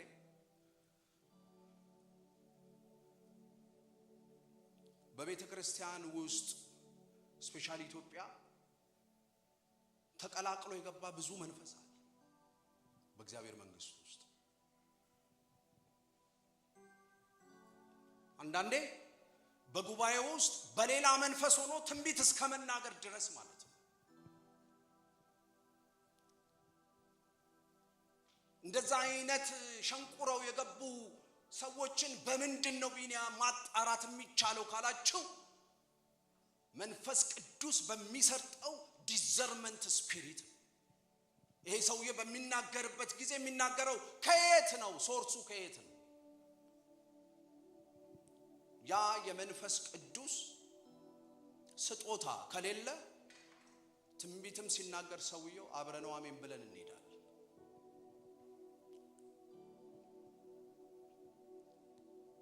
በሌላ መንፈስ ተሞልተው ልሳን የሚናገሩ ሰዎች እንዳሉ ታውቃላችሁ። በሌላ መንፈስ ተሞልተው ትንቢት የሚናገሩ፣ መገለጥ የሚናገሩ። ጳውሎስ ሲናገር በቤተ ክርስቲያን ውስጥ ከሚያስፈልገው የመንፈስ ቅዱስ ስጦታዎች መካከል የዲዘርመንት ወይንም ደግሞ መናፍስትን የመለየት ይላል። መናፍስትን የመለየት መንፈስ ያስፈልገናል። ይቀጥልና ደግሞ ምን ይላል? በልሳን የመናገር ደግሞ ይላል። በልሳን የመናገር በአንደኛ ቆሮንቶስ ምዕራፍ 14 ላይ ሄዳችሁ ምዕራፍ 12 ላይ እነኝን የሚጠቅሳቸውን 14 ላይ ደግሞ ስትሄዱ አጠቃቀማቸውን ይናገራል። በልሳን የሚናገረው ደግሞ በምዕራፍ 14 ላይ ሄዳችሁ ስታነቡ በልሳን የሚናገር ራሱን ምን ይላል በሉት እስኪ ያንጻል ይላል። በምትጸልዩበት ጊዜ መጽሐፍ ቅዱስ በሮሜ ምዕራፍ 8 ላይ ይሄ ቅዱሱ መንፈስ የተቀበልነው መንፈስ በማይነገር መቃተት ለሰው ሊገባው በማይችለው መቃተት ስለ ቅዱሳን ምን ይላል ይማልዳል ይላል። በልሳን በምንጸልይበት ጊዜ አንዳንዴ በአንደበቶቻችን ይሄ በአማርኛ ወይ በእንግሊዘኛ መናገር የማንችለውን ነገር በመንፈስ ቅዱስ እንቃትታለን። ይቀጥልና ግን ምን ይላል መሰላችሁ? ለአንዳንዱ ደግሞ ምን ይሰጠዋል ይላል? በልሳን የተጸለየውን ወይም የሚነገረውን መተርጎም ደግሞ ይላል። አያችሁ፣ ልሳን ብቻ ሳይሆን መተርጎምም ያስፈልጋል ማለት ነው። ምዕራፍ 14 ላይ ደግሞ ስትሄዱ ምን ይላል? በልሳን የሚጸልይ መተርጎም እንዲሰጠው ምን ይበል ይላል? ይጸልይ ደግሞ ይላል። እኔ አሁን እነኚህ 9 የነገርኳቸው አይ ዶንት ኖ ስንቱ እዚህ አክቲቭ እንደሆኑ አላውቅም። ግን አንድ ነገር ልንገራቸው ወገኖቼ፣ ወደፊት ለመሄድ ለመሻገር ለማደግ ካለ መንፈስ ቅዱስና ካለ መንፈስ ቅዱስ ስጦታዎች በጣም ከባድ ነው። እዚህ ላይ ደርሻለሁ። እኔ እዚህ ላይ ደርሻለሁ። የዛሬ 15 ቀን ከሽማግሌዎች ጋር በዚህ ሐሳብ ነው የምንጸልየው የነበረው። ማክሰኞና ሮብ ከወገኖች ጋር በዚህ ሐሳብ ነው የምንጸልየው። ዛሬ ሸክም ነው የምሰጣችሁ። እግዚአብሔር በህይወታችን ላይ ስራውን ይስራ። አይደክማችሁም? አንዳንዴ ካለ መንፈስ ቅዱስ ድካም ነው። ሌሊቱን ሙሉ ለማጥመድ ሞከሩ። ኢየሱስ ሲመጣ ግን አንዲት ቃል ሰጣቸው። ብቻን ማጥመድ እኮ አይቻልም ወገኖቼ። ኢየሱስ በመጣ ጊዜ ግን በቀኝ በኩል ጣሉ ሲላቸው ያቺ ድምጽ መረቡ እስከሚበጠስ ድረስ አሳን ያዙ ይላል። ያ ድምጽ በጌታ በኢየሱስ ክርስቶስን በህይወታችን ላይ ይምጣል። መንፈስ ቅዱስ አስፈላጊ ነው።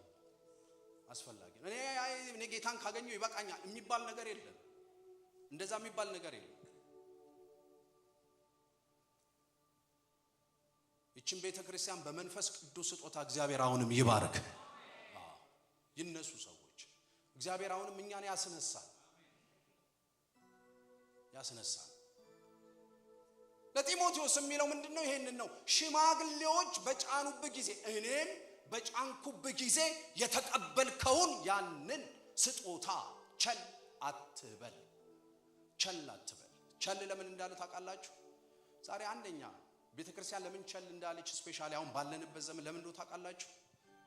እነኚህ ስጦታዎች በእኛ በህይወታችን ላይ እንዳይሄዱ ሰይጣን አስቀድሞ ክፉ የሚናገሩ ከራሳቸው የሚናገሩ ትንቢት የማይፈጸም ትንቢት የሚናገሩ በቤተክርስቲያን ውስጥ አፈላው እንደውድ በተናቸው ሰዎች ይመጣሉ። የሚቀጥለው ዓመት ልጅ ትወልጃለሽ ይላታል። አትወልድም። ስለዚህ የሚቀጥለው ዓመት ላይ የነበራት እምነት ዜሮ ይገባል። ከዛ በኋላ ሌላ እውነተኛ ነብይ ይመጣል። ትወልጃለሽ ሲላት አትቀበልም። ለምን? ባለፈው ትታላለች። ትንቢት ይነገራል፣ አይሆንም። አጋጥሞኛል። እኔ የሚቀጥለው ዓመት ትወልጃለሽ ተብላ ያልወለደች ሴት እኔ ጋር ያው እንደምታውቁት አገልጋዮች ከመጡ በኋላ እነሱ ከተናገሩ በኋላ ይሄዳሉ። ፌስ የምናደርገው እኛ ነን። ያ ነገር በጣም ስለተለመደ ስፔሻሊ አሁን ለጥቅም ለገንዘብ ሰዎች ትንቢትን ስለሚናገሩ ዛሬ ቤተክርስቲያን ከዚህ ነገር ውስጥ ወጣች። የምን መንፈስ ቅዱስ? ያልተላኩ ሰዎች ኦሬዲ ዘሩት ቤተክርስቲያን ላይ። ስለዚህ በፍርሃት ሆነን ዛሬ እኮ የሰራዊት ጌታ እግዚአብሔር ብሎ አንድ ሰው እዛ ጋር ቢናገር ቶሎ እንጠራጠራለን። ለምን? በፊት በመጀመሪያ ሰይጣን መጣ። አንድ ነገር ልንገራችሁ። መጽሐፍ ቅዱስ ጌታ ወደ ምድር በወረደ ጊዜ ምርኮን ማረከ፣ ወደ ሰማይ በወጣ ጊዜ ለቤተ ክርስቲያን ስጦታን ሰጠ። እነኛም ስጦታዎች አንዳንዶቹን ሐዋርያት፣ አንዳንዶቹን ነቢያት፣ አንዳንዶቹን አስተማሪ፣ አንዳንዶቹን ወንጌላዊ፣ አንዳንዶቹን እረኞች አደረገ ይላል። ጌታ ለቤተ ክርስቲያን የሰጠው እነኚህ ኦፊሶች ዛሬም ይሰራል። ኧረ አሜን በሉ። ሐዋርያ አለ፣ ነቢይ አለ፣ አስተማሪ አለ፣ ወንጌላዊ አለ፣ እረኛ አለ። ለምንድን ነው ግን ማንቀበለው?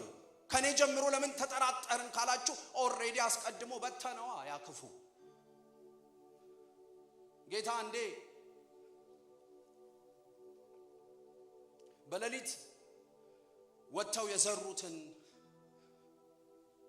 ሰዎች ዘርን ዘርተው በመጡ ጊዜ ወደ አምላካቸው ወደ ጌታ መጡና እንደ ጌታ ሆይ የዘራ ነው መልካም ነበር፣ ይሄ በመሐከል የበቀለው ምንድነው ብለው አሉት።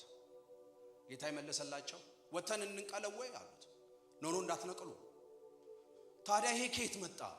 እንዴ ንጹህ እኮ ነው የተከልነው፣ ንጹህ ዘር ነው የተከልነው፣ የት ሄደ? ዘሩ አለ። ምን አለ ጌታ መሰላችሁ? ይሄንን ለመጨረሻ ቀን ይጠበቅ። ይሄን ግን ያደረገው ልንገራችሁ አላቸው። ይሄንን ሰይጣን በመቼ ይላል መሰላችሁ? በሌሊት ይሄንን አደረገ። በሌሊት መጥቶ ዘራው። በሌሊት ዘራው።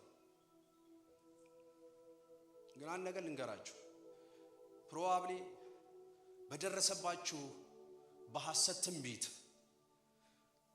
በደረሰባችሁ ሐሰት ትንቢት ተነግሯችሁ ገንዘባችሁን ተበልታችሁ ከዚህ በኋላ ትንቢት የሚባል ነገር እኔ አልቀበልም ያላችሁ ወገኖች ተጠንቀቁ።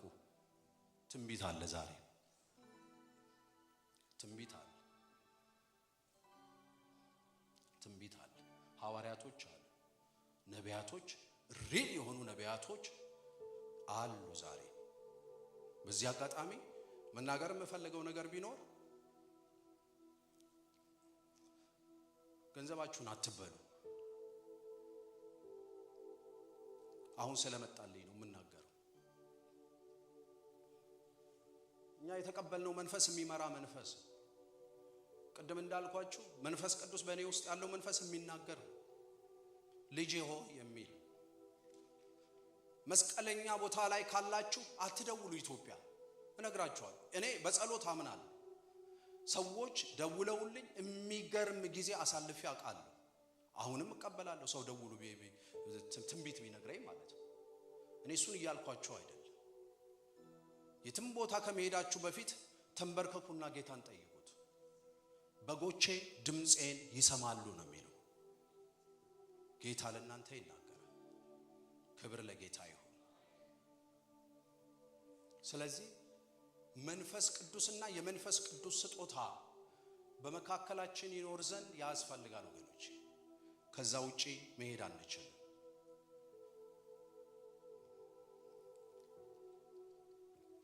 በነገር ሁሉ ብሎ ሲል በነገር ሁሉ እንድታድግ፣ በትንቢት እንድታድግ፣ በመገለጥ እንድታድግ ክብር ለጌታ ይሁን። ያስፈልጋል ይለዋል። ያስፈልጋል። በቃል እንድታድግ ያስፈልጋል ይለዋል።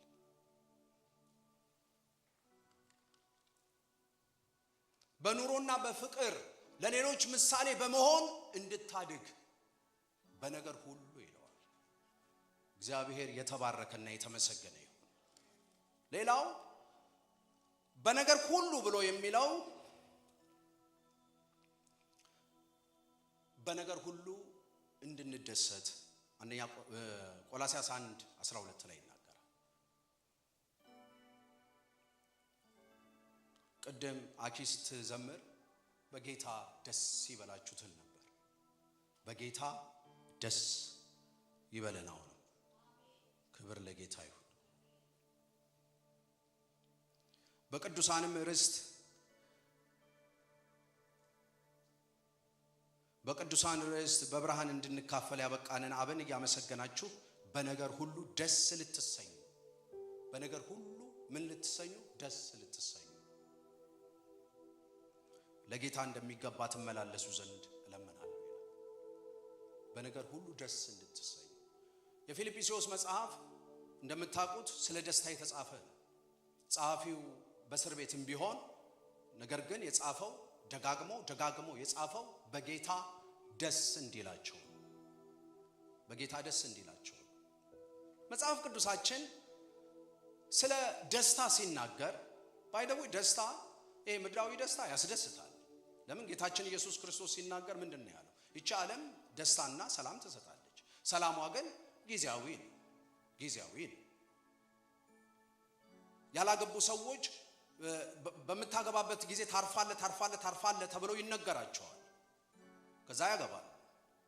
ያንን ረፍት ግን አያገኙትም። የሆነ ግን የሚሞላ የእግዚአብሔር ባርኮት በትዳር ውስጥ አለ። ሱፐርናቹራል የሆነው ደስታ ግን በማግባትም ባለማግባትም በገንዘብም በማጣትም አይመጣም። ትክክለኛው ሰማያዊ ደስታ የሚመጣው ከጌታ ብቻ ነው። ክብር ለጌታ ይሁን። ለምን ካላችሁ በጣም ብዙ ገንዘብ ያላቸው ሰዎች ገንዘባቸውን ከምረውት ወይኔ ነገ እንዴት ሆናለሁ ይላሉ። ገንዘብ ደስታ የሚያመጣ ቢሆን ኖሮ ይደሰቱ ነበር። መጽሐፍ ቅዱሳችን ይውላችሁ አሁን በደንብ ስሙ። አንድ አማኝ ይደሰትበት ዘንድ እግዚአብሔር ካዘጋጀው ነገሮች መካከል ብዙ ስለሆነ አንዱን ሐሳብ ልናገር። በተስፋ ደስ ይበላችሁ ይላል። ሮሜ ምዕራፍ 12 ወደ ቁጥር 12 ላይ ምን ይላል? በተስፋ ደስ ይበላችሁ ይላል። ይውላችሁ ከዛሬ ዓመት ጀምሮ ይህንን መጽሐፍ ቅዱሴን የጌታ መንፈስ ዝም ብለህ ሜዲቴት አድርግ ይለኛል። ይህን መጽሐፍ ቅዱስ ሜዲቴት ማድረግ ብዙ ጊዜ ተናግሬያለሁ።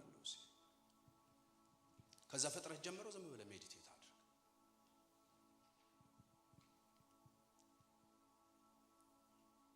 ሮብለታ ከወገኖቹ ጋር ስንጸልይ ቹቹ አንድ ጥያቄ ጠየቅኝ አይደል? አነስተኛ ነቢያቶች የሚባሉ አሉ። እነኛ አነስተኛ ነቢያቶች የሚባሉት ከሆሴ እስከ ኢዩኤል ያሉት ናቸው። 12 ናቸው። ነቢያቶቹ ጠቅላላ የነቢያት መጽሐፎች 16 ናቸው። ሰቆቃው ኤርምያስ ማለ 17 የሰቆቃው ኤርምያስ ጸሎት ነው፣ ትንቢት አይደለም የሚሉት። ይሄ የትንቢት መጽሐፍ ከኢሳይያስ እስከ ሚልኪያስ ድረስ ያለው የትንቢት መጽሐፎች በሶስት ጊዜ ነው የተጻፉት። አንደኛው ባቢሎን መጥቶ እስራኤልን አፍርሶ ህዝቡን ለምርኮ ከመውሰዱ በፊት የተጻፉ አሉ። በሁለተኛ ደረጃ የተጻፉት ደግሞ በምርኮ ላይ የተጻፉ አሉ። በሶስተኛ የተጻፉት ደግሞ ከምርኮ በኋላ የተጻፉ አሉ። የትንቢት መጽሐፍ እንደዛ በነገስታት ዘመን የተጻፉ ወይም ደግሞ የተነበዩ አሉ። በምርኮ ጊዜ የተነበዩ አሉ። ከምርኮ በኋላ ደግሞ የተነበዩ አሉ። ኢሳይያስ፣ ኤርምያስ፣ ሕዝቅኤል እና ዳንኤል ዋነኛ ተንባዮች የሚባሉ ናቸው። ዋነኛ ተንባዮች የሚባሉት ኢሳይያስ ከምርኮ በፊት ነው የተነበየው የተናገረው። ኤርምያስ ደግሞ በምርኮ ጊዜ ነው የተነበየው። ሕዝቅኤልም በምርኮ ጊዜ ነው። ዳንኤልም ደግሞ በዛው በምርኮ ጊዜ ነው ታሪኩ ያለው። ከሆሴ ጀምራችሁ እስከ ሚልኪያስ ያለውን ስትመለከቱ በደንብ ስሙኝ። ይሄንን ሜዲቴት እያደረው እግዚአብሔር ሆይ ሚልኪያስ አለ ከሆሴ ጀምሮ ምንድነው አሁን ከዚህ ውስጥ የምታስተምረኝ? ትንቢተ ሚልኪያስ፣ ትንቢተ ኢዩኤል፣ ትንቢተ አሞጽ፣ ትንቢተ አብድዩ፣ ትንቢተ ዮናስ፣ ትንቢተ ሚክያስ፣ ትንቢተ ናሆም፣ ትንቢተ ዕንባቆም፣ ትንቢተ ሶፎንያስ፣ ትንቢተ ሐጌ፣ ትንቢተ ዘካርያስ፣ ትንቢተ ሚልኪያስ አነበብኩት። ይሄን ወደ ውስጥ ገባሁኝ። እያንዳንዱን አነበብኩት ማለት ነው። በኋላ መንፈስ ቅዱስ እዚህ ላይ ጽፌዋለሁ። ይሄ የሚናገረው ጠቅላላ ስለ ተስፋ ነው አለ። አንድ አማኝ ከሆሴ ጀምሮ እስከ ኢዮቤል እስከ ሚልኪያስ ድረስ ያለውን ስታነቡት ሆሴ የሚጀምረው በምን እንደሆነ ታውቃላችሁ? በፍቅር ነው የሚጀምረው። የእግዚአብሔር ፍቅር የተገለጠበት የትንቢት መጽሐፍ ሆሴ ይባላል። ጎሜር የምትባል ሴት አገብቶ ባለፈው አማን እዚህ ሼር ሲያደርግ ነበር። ጎሜርን ልክ እንደኛ ገዝቶ አምጥቶ የእግዚአብሔር ፍቅር የተገለጠበት መጽሐፍ ነው አለኝ። አንተም የተገዛኸው በመጀመሪያ በፍቅር ነው። እያንዳንዳችን የተገዛ ነው በማን ነው? በፍቅር ነው የተገዛ ነው። ቀጠለና ኢዮኤል ከኢዮኤልስ ምንድነው የሚያገናኘው ከኔ ጋር? የኢዮኤል መጽሐፍ በሐዋርያት ሥራ ምዕራፍ 2 ላይ በመንፈስ ቅዱስ በተጠመቁ ጊዜ ትንቢቱ የተነገረው በኢዮኤል ነው። በመጨረሻ ዘመን በሴቶችና በወንዶች ልጆች ላይ ከመንፈሴ አፈሳለሁ፣ ኩብኩባና ተምች የበላውን ያንን ዘመን ምን እላለሁ? እመልሳለሁ የሚለው ኢዮኤል ላይ ነው። አንድ ሰው በፍቅር ወደ መንግስቱ ከመጣ በኋላ የሚቀጥለው ያለው አለኝ በመንፈሱ መታተም ነው አለኝ። ሃሌሉያ ሃሌሉያ። ከዛ በኋላ ወደ አሞጽ የሚናገረው ስለምን እንደሆነ ታውቃላችሁ? ስለ እውነተኛ አምልኮ ነው የሚናገረው። በአሞጽ ዘመን በቤተ ክርስቲያን በሚመለክበት በቤተ መቅደስ ውስጥ የሚገርም አይነት አምልኮ አለ፣ ስርዓቱ አለ። ነገር ግን ከስርዓቱ በወጡ ጊዜ ግን ሰዎቹ ምን ያደርጉ እንደነበር ታውቃላችሁ? ሰዎችን ይበድላሉ። በሚመለክበት ቦታ በዚህኛው በኩል አለቃ አለ፣ በዚህኛው በኩል ደግሞ የዚህኛው አሰሪና ሰራተኛ አለ። ሲመለክ የሚገርም አይነት መስዋዕት አለ፣ የሚገርም አምልኮ አለ። ልክ ከዛ ስርዓት በሚወጡበት ጊዜ ግን ፍርድ ተጓድሏል አለ ጌታ። ስለዚህ ይሄንን አምልኮ አቁሙና በመጀመሪያ ምን አድርጉ? ፍርዱን አስተካክሉ። ምንድነው ይሄ ከኛ ጋር የሚያገናኘው? በፍቅር ወደ ጌታ ከመጣን በኋላ በመንፈስ ቅዱስ ያተመናል። መንፈስ ቅዱስ ደግሞ የሚያደርገው ምንድነው ታውቃላችሁ? ጌታ ሲናገር ምንድነው ያለው? የእውነት መንፈስ በመጣ ጊዜ እሱ ወደ እውነት ሁሉ ምን ይላቸዋል? ይመራቸዋል። አንደኛ። በሁለተኛ ደረጃ ደግሞ አምልኮ ምን እንደሆነ ያሳያቸዋል። ጌታ ሲናገር በዚህም ተራራ በዛም አይደለም ለአብ የሚሰገደው፣ አብ መንፈስ ነው፣ የሚሰግዱለትም በእውነትና በመንፈስ ይሰግዱለት ዘንድ ይገባቸዋል። ትክክለኛ አምልኮውን ያሳያቸዋል ማለት ነው። መንፈስ ቅዱስ ሲያይ ትክክለኛው አምልኮ የትኛው እንደሆነ ታውቃላችሁ? እዚህ የምናመልከው ብቻ ሳይሆን ከዚህ ወጥተን የምናደርገውም ጭምር። ኧረ አሜን በሉ። ንጹህ አምልኮ የቤተ ክርስቲያን ብቻ ሳይሆን ከውጭም ነው። አሞጽ የሚናገረው እንደዛ ነው። ከዛ ይቀጥልና አብድዩ ይመጣል። አብድዩ አንዲት ምዕራፍ ናት ያለችው። ስለ ኤዶም ነው የሚናገረው። ኤዶምና እስራኤላውያኖች ወደ ስደት ወይንም ወደ ባቢሎን ከመሰደዳቸው በፊት ባቢሎናውያን ሊወስዷቸው ወይም ደግሞ ሊማርኳቸው በመጡበት ጊዜ ኤዶማውያን ወንድሞቻቸው ናቸው። በአባት ይገናኛሉ፣ በእናት ግን አይገናኙ። ታሪካቸው ወደ ኋላ ስታጠኑ ምን አደረጉ ይላል መሰላችሁ?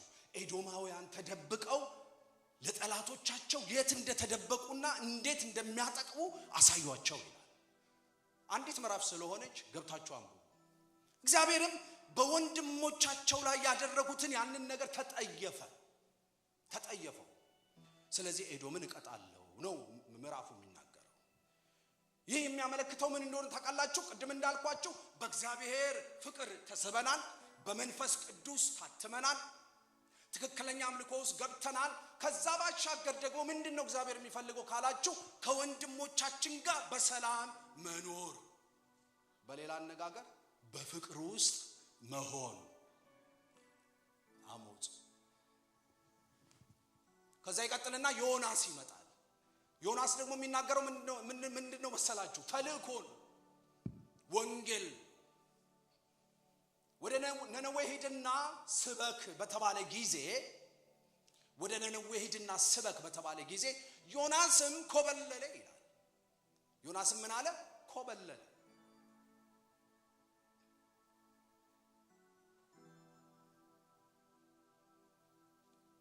የእግዚአብሔር ሐሳብ የሆንላችሁ ወገኖቼ ለስራው ከጠራን የትኛውም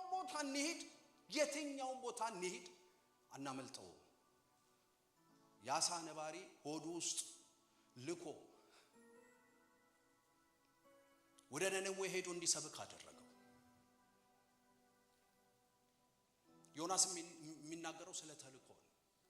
አሁን ይሄንን ስታስቡ አንድ ነገር ልናገር። እዚህ ላይ የቤተ ክርስቲያን አንደኛው ተልእኮ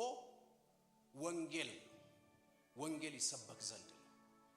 አሁን ከነገርኳችሁ ወደ ኋላ ትንቢቶቹን ስትመለከቱ አንድ የሚገባን ነገር አለ። ለተልእኮ ከመውጣታችን በፊት ትክክለኛ የሆነ አምልኮ፣ ወንድምን መውደድ፣ በመንፈስ ቅዱስ መጠመቅ አስፈላጊ ነው ማለት ነው። ከዮናስ በፊት ያሉትን ትንቢቶች ስታነቡና ስታጠኑ ይሄንን ነው የሚናገረው። የወንጌል ኃይሉ ምንድነው ቢንያም ካላችሁ ትክክለኛ የሆነ ህይወት ነው። ትክክለኛ የሆነ ህይወት። ትክክለኛ ያልሆነ ህይወት ስለ ትዳራችን ለምሳሌ ዓለማዊ የሆነ ቦታ ላይ ሄደን ስለ ትዳራችን የምንናገር ከሆነ ዲዩቲንግ ሌላ ቀን መተን ያንን ሰውዬ ጌታ ያድናል ብንለው ምን የሚቀበለን? አይቀበለንም። ስለ ወንድማችን ጥላቻ ነግረነው በኋላ ላይ ሄደን ኢየሱስ ያድናል ብንለው ይሰማናል? አይሰማንም።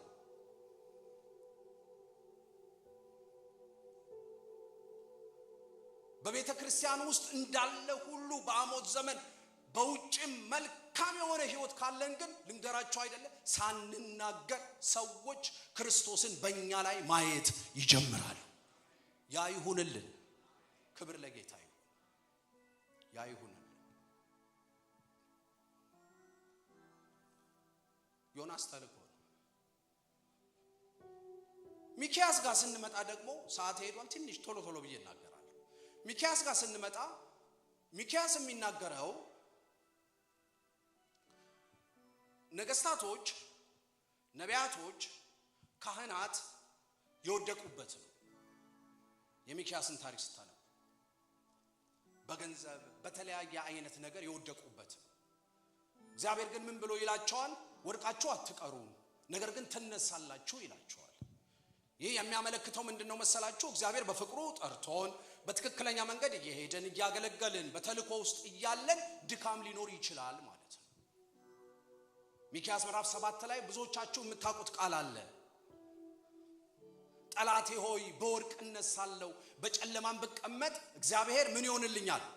ብርሃን ይሆንልኛል ይላል።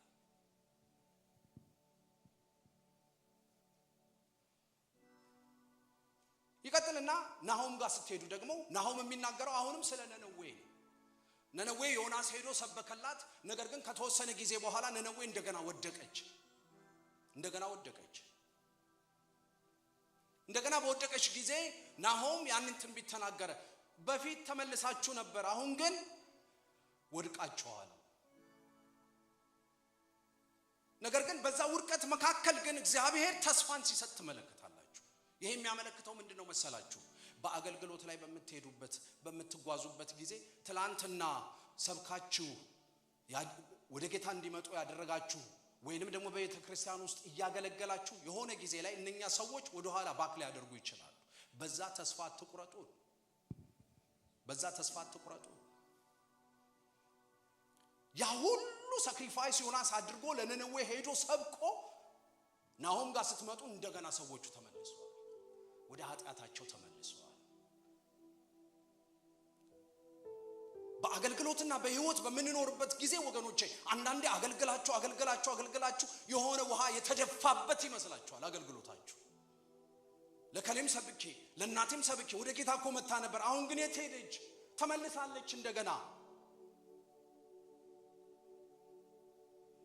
ያ ማለት የእናንተ አገልግሎት ከንቱ ነው ማለት አይደለም። አንዴ ወንድሜ ያሬዶ መሰለኝ ሲናገር የሰማሁት ኖህ ቤተሰቡን ያዳነው ለህዝቡ ስንት ዓመት ሰብኮ ነው ያልከው? ስንት 100 ዓመት። ስንት ነው? 100 ዓመት ነው የሰበከው። 100 ዓመት ሰብኮ ያዳነው ቤተሰቡ።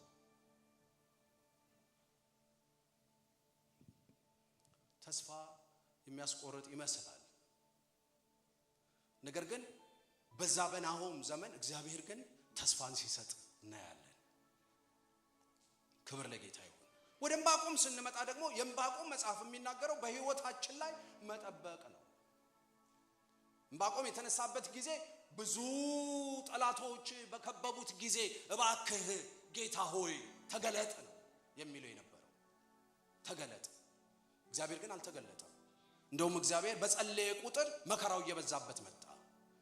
ምዕራፍ 2 ላይ ስትመለከቱ ግን እግዚአብሔር ማንነቱን ገለጠለት። መከራውን አይደለም ያነሳለት፣ ማንነቱን ገለጠለት። የእግዚአብሔር ማንነት በተገለጠለት ጊዜ ከዛ በኋላ ችግሩን ረሳው። ችግርን ረስቶ ምንድነው ያለው? እኔ ግን በመጠበቂያዬ ላይ ሆኜ እጠብቀዋለሁ። ሃሌሉያ። በህይወታችን ላይ የምንጠብቅበት ሲዝን አለ ማለት ነው። ሲዝን አለ። በመጠበቂያዬ ላይ ቆሜ ምን እላለሁ? እጠብቀዋለሁ። ወደ ሶፎንያስ ስንመጣ ደግሞ ሶፎንያስ የሚናገረው ታላቁ የእግዚአብሔር ቀን ነው የሚባለው የሶፎንያስ። ያ ማለት ምንድነው? ለሁሉ እግዚአብሔር ቀን አለው። ጠቢቡ ሰለሞን ሲናገር ምንድነው ያለው? ለሁሉ ጊዜ አለው በለው። አለው። ለሁሉ ጊዜ አለው። ለደስታ ጊዜ አለው፣ ለሐዘን ጊዜ አለው፣ ለማግባት ጊዜ አለው፣ ላለማግባት ጊዜ አለው። ልዩ የሚያደርገው የክርስትናን ህይወት ምን እንደሆነ ታውቃላችሁ? እኛ በምንሄድበት አይነት መንገድ አይደለም እግዚአብሔር እንድንሄድ የሚፈልገው። ጳውሎስ ሲናገር ምን አለ? ከዚህ በኋላ የምኖረውን ህይወት ለራሴ አልኖርም፣ ነገር ግን ለጠራኝ ለወደደኝ ለሱ እኖራለሁ አለ። በሌላ አነጋገር ምን ማለት ነው? እኔ የምኖረውን ህይወት በሱ ፕሮግራም ውስጥ ነው የምገባው እንጂ ለራሴማ ቢሆን ዛሬ እዚህ አልገኝም ነበር፣ ኃይለኛ ነጋዴ ነበር የምሆነው ማለቱ። የኔን ታሪክ ነው የምነግራችሁ። ቤተሰቦቼ ነጋዴ እንደሆነ ነበር የሚፈልጉት። እዚህ አሁን ያላችሁት እያንዳንዳችሁ ትክክለኛውን የምትፈልጉትን ነገር ተናገሩ ብትባሉ እዚህ ቤት ውስጥ ማንም ሰው ፈልጎ የመጣ የለም።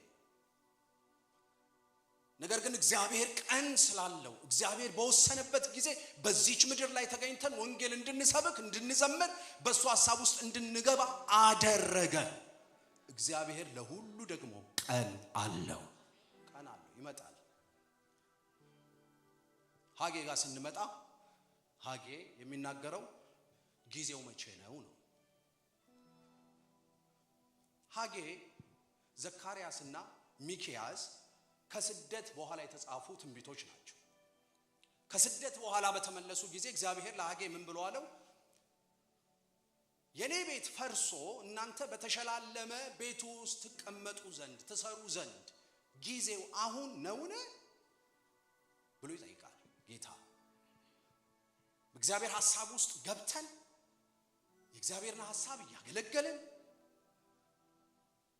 ከስደት ተመልሰን በጣም የድሮ የነበረውን ያ ቀንበር ከላያችን ላይ ተነስቶ በእግዚአብሔር ቤት ውስጥ ማገልገል ሲገባን በራሳችን መንገድ ስንሄድ የጌታ ድምጽ ሲመጣ ምን ይላል መሰላችሁ? ጊዜው ነውን አሁን ይላል። ጊዜው ነውን? ወደ ቤቴ ተመለሱ ማለት ነው። የእናንተ ቤት መሰራቱ የማይቀር ነው ማለት ነው። እግዚአብሔር ባይዘዌ በምድር ድብልቅልቅ አድርጎ እንደሚባርክ አምናለሁ እኔ። እግዚአብሔር ድብልቅልቅ አድርጎ ይባርካል። እግዚአብሔር ቤትን ይሰጣል። እግዚአብሔር መኪናን ይሰጣል። ቤት ብቻ ሳይሆን ቤቶች ሁሉ ይሰጣል እግዚአብሔር። ለምን? መጽሐፍ ቅዱስ የሺህ ተራሮች የኔ ናቸው ነው የሚለው። ግን የሚገርማችሁ አስቀድሞ ግን ጌታ ሁሌ ሲናገር እኔ ይገርሙኛል። የጌታን ነገር በጣም እየፈለጉ የሚባረኩ ሰዎች እማርባቸዋለሁ። በጊዜው ቤታቸው መስራት ይፈልጋሉ፣ ነገር ግን የእግዚአብሔርን ቤት ትተውታል። አገልግሎት ሰከንደሪ፣ ቤተ ክርስቲያን ሰከንደሪ። ሁሉ ነገር ከተስተካከለ በኋላ አሁን ደግሞ የት ልሄድ ስንል የምንመጣበት አይደለም። የጌታ ነገር አይደለም። ወገኖቼ ስንት ነገር ውስጥ አልፈን ህይወታችንን ሰጥተን ከዚህ ጉድ አውጣኝ እንጂ ህይወቴን ላንተ ሰጣለሁ ብለን ያልንባቸው እነኛን ዘመኖች አስቡ። በባቢሎን በዛ ጭንቀት ውስጥ እያሉ ከዚህ ከባቢሎን አውጣን እንጂ ብለው ከባቢሎን ከወጡ በኋላ የመጀመሪያ ፎከስ ያደረጉት እነሱ ቤት ላይ ነበር። ጌታ ተናገረ፣ ጊዜው አይደለም፣ የምትባረኩበት ጊዜ ይመጣል አለ። ምን ማለቱ ነው? ዛሬ ላለ ነው አጭርና ቀጭን የሆነ ነገር የሚናገር ምን እንደው ታውቃላችሁ? ጊዜያችሁን ስጡኝ ነው ጌታ የሚለው። ጊዜያችሁን ስጡኝ። ይቀጥልና የሚናገረው ስለ ዘካርያስ ነው። ዘካርያስ ደግሞ የሚናገረው በመንፈስ እንጂ በኃይልና በብርታት አይደለም። ቤቱን በምትሰሩበት ጊዜ አያችሁ፣ ይው ከራሳቸው ቤት አወጣቸውና ልክ ወደሱ ቤት ሲያመጣቸው ነው። አሁን ይውላችሁ ቤቴን ስትሰሩ ግን ዝም ብላችሁ አትሰሩ። ለዘሩባቤል የተነገረ ቃል ይህ ነው፣ በመንፈስ እንጂ በኃይልና በብርታት አይደለም። ሃሌሉያ። የእግዚአብሔር ቤት በምንድነው? ቅድም ያልኩት በመንፈስ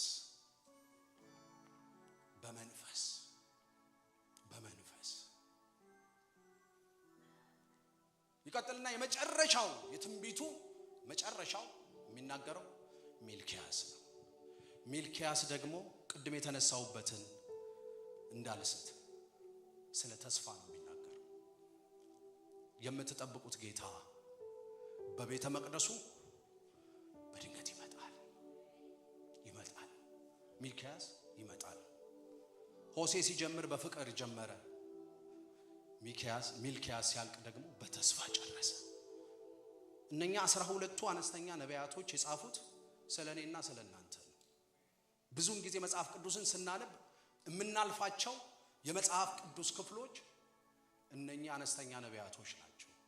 እነኛ አነስተኛ ነቢያቶች የተጻፉት ለኛ ነው። በፍቅር ጀመረ፣ በተስፋ ደስ ይበላችሁ።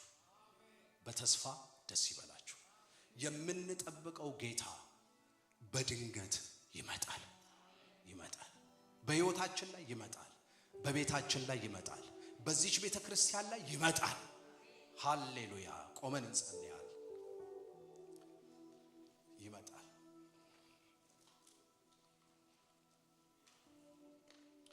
ሃሌሉያ። እናመሰግንሃለን።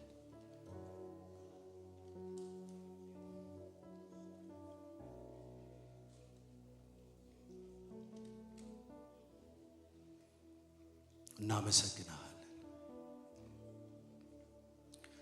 በነገር ሁሉ ማደግ፣ በነገር ሁሉ መለወጥ ኢየሱስ ክብር ላንተ ይሁን። ሃሌሉያ። ኦ ጌታ ሆይ ስራ ድንቅ ነው፣ ስራ ድንቅ ነው፣ ስራ ድንቅ ነው። አደራረግ ከሰው ልዩ ነው፣ እጅግ